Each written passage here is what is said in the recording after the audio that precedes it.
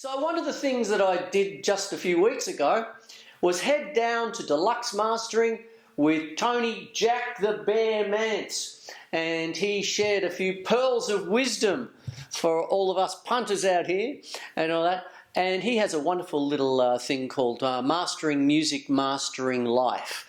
And we had a wow of a time sort of thing. So without further ado, here's Jack the Bear. Now we're back after the break. And what I was supposed to do was bring my bear, and Jack was going to frot with him. So it's the closest thing I could get was doing a bit of frotting. But the old public transport, I would have been in the Lavy Lakes lockup with my little bear. No, but anyway, we're back after the break, and Sorry, I just had to. I wore this before for continuation. Just representing Ben Wick Blues Roulette. There you go. There's a free plug. 50-50. What did you say before? No, it's all right. Doesn't matter. Anyway. What does that do there? Ah! What does this button do, Jack? Oh, Jesus. Okay, so we're back. So we were talking about... Where are you going to put that? I'll just put that down Put here. it over there. All right, cool. There we go. So what it is what we were talking about is mentorship. We talked about the very famous Bob Clear Mountain. I stopped you right there because for the sake of viewers out there and all that, Bob Clear Mountain was, one of my favourite albums. There he is, but he's been on so many. Wow. But he was like a great... He dominated. Yeah. I doubt anyone's got a record collection with shit from the 80s that does have his name on it. No, that's right. That kind of thing there. Yeah. There was also in those times people like, I don't know, Nick Launay with Midnight Oil, with 1098 and all that sort of stuff. Yeah. All that sort of business. But tell us a little bit more about how you go about things. I could go a bit technical here and talk about all the paraphernalia here, but your big thing is to go in and do mentorship and all of this sort of stuff. Give me one thing that, if there's any advice you'd like to give young up-and-comers, what's a common trap to try and avoid? The need to be liked. And that was brilliant. Thank you. That you locked straight in. Sorry, I didn't mean to scare you with it. No. Do you want me to go back to frotting? I can't. No.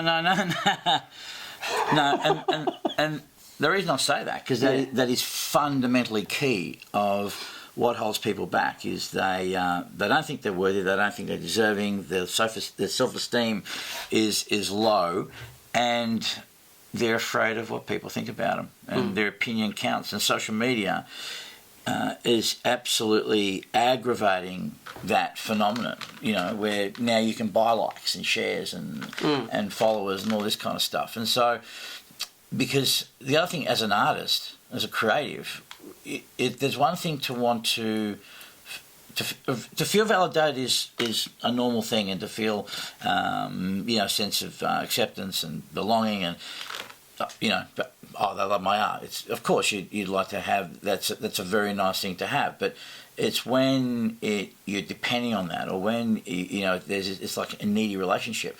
I will only be happy until this or until that, and use that as a metric, rather than just like, you know what, I don't.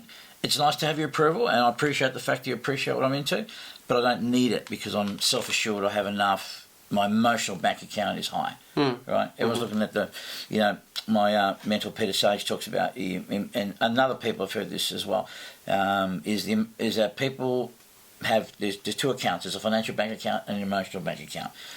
We wait until our financial bank account is up before we allow the emotional bank account to be filled, right? It's always until there's external forces, whereas when we can fill our own emotional bank account, then the financial bank account will just become an automatic consequence of that.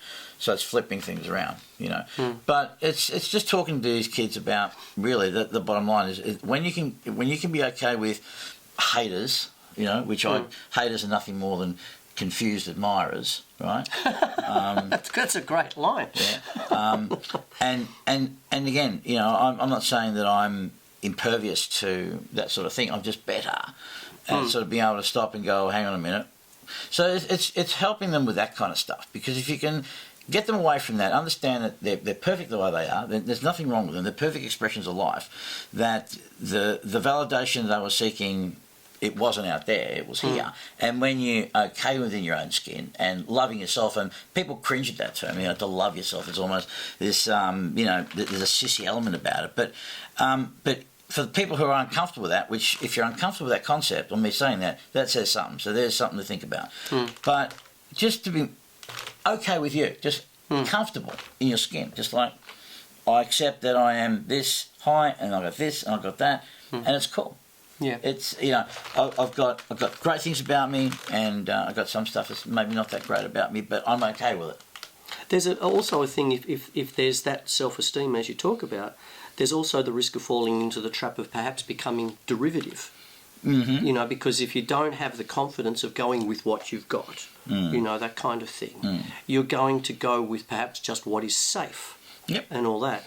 And that, if I can sort of try and put an angle or sort of succinctly put how I received everything you just said, I clicked my fingers before I went, yes, that's right. Because the thing is, instilling confidence, like as a drummer and a teacher of music and playing drums, sometimes I see kids just going like that. And you're going, no, Keith Moon, and as messy as he was or whatever, but you knew he meant it. He played every gig like it was his last one, and that kind of thing. And the thing about it is there's the angle, if you like, or the edge or whatever, but at the end of the day, you play who you are. And if what you are is because you're underconfident and perhaps derivative, or just going, just do it like this, just like that, you start to get all the parts of you taken away one by one. But if you're confident enough to go with exactly what you've just said, that's just you, and you will shine through with the other three members who are them. And that creates some of the classic bands. I've mentioned Keith Moon, so I'm going to mention The Who. You talk about Led Zeppelin. Some of these dudes, they get off stage and they're biffing each other. But that's the anger. I mean, that's the energy, Pistols. That kind of thing. And then you'll get everybody else and they'll just sit with, and perhaps there's just understanding, that kind of thing. Anyway, that was my 2 cents with what you've said, because I'm bouncing off what you're saying. No. That kind of thing.